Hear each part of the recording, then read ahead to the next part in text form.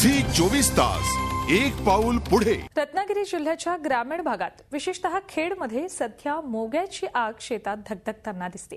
Cooker नाही किंवा कोणतंही भांड नाही, केवळ एका मडक्यात काही वस्तू जमवून एकत्र केल्या की वाफेवर तयार होतो तो सुगंधी मोगा। पावसात विशेष रिपोर्ट।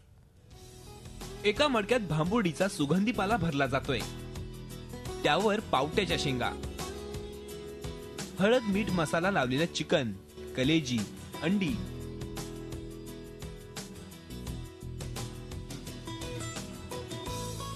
सारं काही एकत्र करून मडक्यात एकावर एक थर लावण्यात येतोय।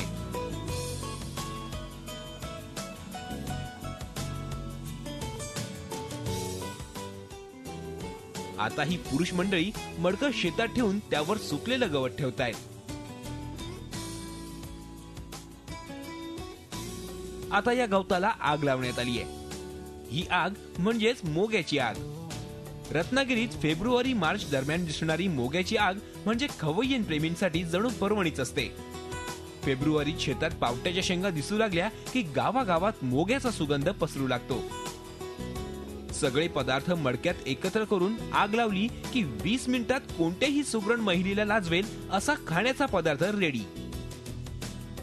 काही लोक कोळंबी टाकतात, कोळंबी पण नेहमी चांगली होती, उत्तम होती।